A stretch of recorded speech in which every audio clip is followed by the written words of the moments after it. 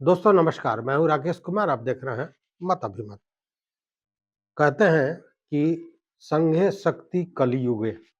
कलयुग में संघ बड़ी शक्तिवान होता है और वो अब देखने को मिल रहा है, सामने नजर आ गया है। क्योंकि जैसे ही नियोजित शिक्षकों के परीक्षा की बात हुई, सक्षमता परीक्षा की बात हुई, जिसमें के पाठक की कमेटी ने जो निर्धारित किया कि बीपीएससी टीआरई 1 टीआरई 2 का जो सिलेबस होगा वही होगा, कंप्यूटर से परीक्षा देनी पड़ेगी। ये सारे मामले आए तो सारे शिक्षक संघ एकजुट हो गए और साथ में ये भी था कि जो पास नहीं करेगा उसको नौकरी से हटा दिया जाएगा।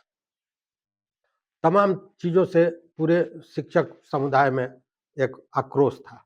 स्वाभाविक भी था, 20-25 वर्षों से जो काम कर रहा है उसको एक परीक्षा के नाम पर हटा दिए जाने की बात पचने वाली नहीं थी। खैर, सारे शिक्षक संघ के लोग एकजुट हुए, एक मंच पे आए और 13 तारीख से आंदोलन का बिगुल फूँक दिया। 13 फरवरी से विधानसभा मार्च करने का, घेराव करने की बात हुई, विशाल प्रदर्शन की बात हुई। अब इसको लेकर कहीं न कहीं घबराहट तो है और वो घबराहट के पाठक की नज़र आ गई। देखिए, ऐसी जब परिस्थितियाँ होती हैं तो 2 तरह का फंडा अपनाया जाता है। ऐसे आंदोलनों को रोकने के लिए एक तो डराया जाता है और जब लोग डरते नहीं हैं तो लोभ दिया जाता है। तो डराने का पूरा प्रयास किया गया। के पाठक जी द्वारा आपको याद होगा, कन्हैया प्रसाद ने सभी जिला पदाधिकारियों को पत्र लिखा कि वैसे लोग जो 13 तारीख को छुट्टी में रहते हैं या प्रदर्शन में भाग लेते हैं, उनको चिन्हित किया जाए, उन पर कार्रवाई हो, धारा 141 के तहत हो, धारा 186, 187 के तहत कार्रवाई हो, अनुशासनात्मक कार्रवाई हो, तमाम तरह की बातें की गई। लेकिन फिर भी शिक्षक डरने को तैयार नहीं। शिक्षकों ने कहा कि हम लोग का ये मौलिक अधिकार है कि हम लोग छुट्टी ले सकते हैं। हम सभी सामूहिक छुट्टी लेंगे और धरना प्रदर्शन में जाएँगे, लाखों की संख्या में पहुँचेंगे, पूरे पटना को जाम कर देंगे। ये सारी बातें जब आई, तब दूसरा फंडा हाथ आ गया और वो था के पाठक साहब के लोभ का फंडा और उन्होंने लोभ दे दिया। लोभ भी बहुत बड़ा कि वैसे शिक्षक, नियोजित शिक्षक जो सक्षमता परीक्षा में भाग लेंगे और पास कर जाएँगे, तो उनकी पदस्थापना शहरी क्षेत्रों में होगी।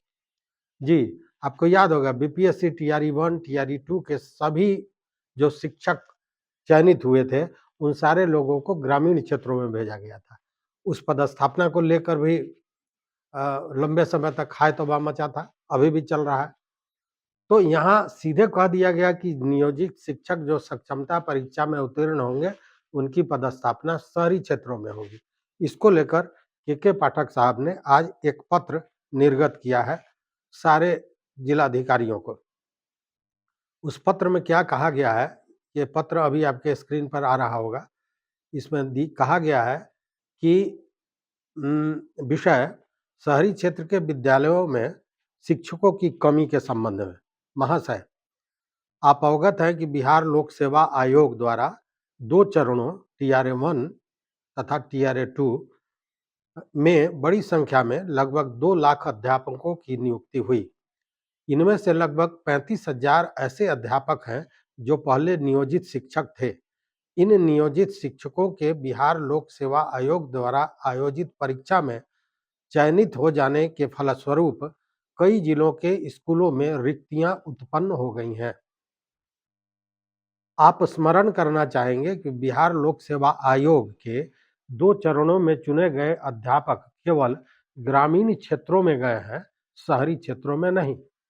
शहरी क्षेत्रों में कई ऐसे विद्यालय हैं जहां पर नियोजित शिक्षकों का बिहार लोक सेवा आयोग द्वारा चयनित हो जाने के बाद शिक्षकों की कमी हो गई है।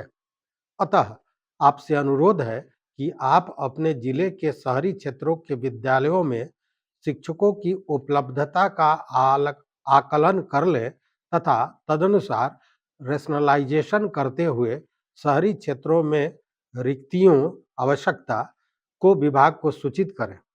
ऐसा करते समय आप छात्र नामांकन का ध्यान रखें, किंतु यह भी ध्यान रखें कि माध्यमिक उच्च माध्यमिक विद्यालय में यह प्रयास रहे कि प्रत्येक विषय का शिक्षक उक्त विद्यालय में उपलब्ध हो, चाहे नामांकन कितना भी हो।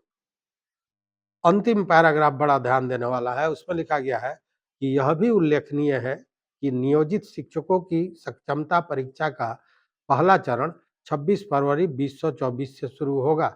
इस क्रम में यह स्पष्ट किया जाता है कि इस सक्षमता परीक्षा में जो शिक्षक उत्तीर्ण होंगे, उनका मेरिट लिस्ट के आधार पर शहरी क्षेत्रों में पदस्थापन किया जाएगा।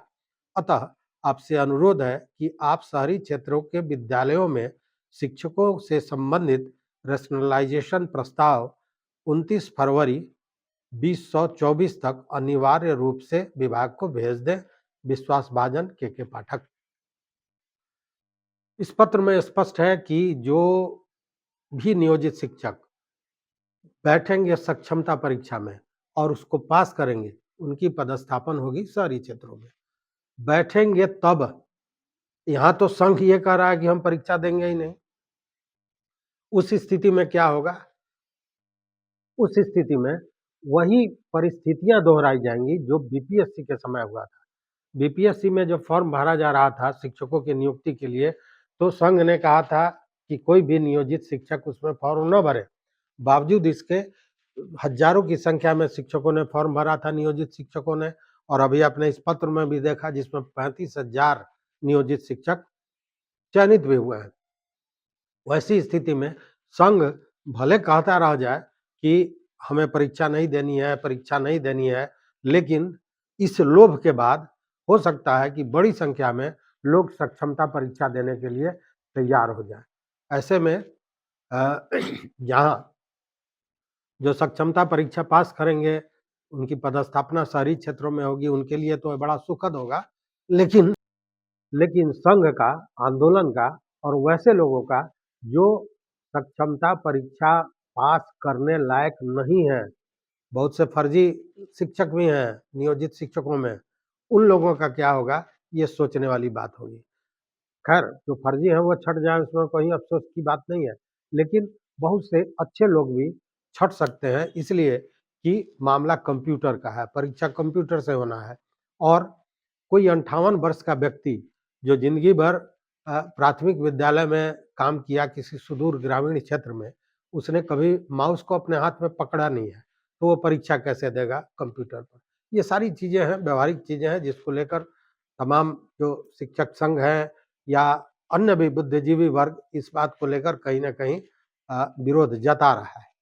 खैर, लेकिन एक बात तो सही है कि संघ के इस निर्णय के बाद त्रिनेत्र खुला पाठक जी का, और उन्हें ये समझ में आया कि पदस्थापना भी बड़ा महत्वपूर्ण है।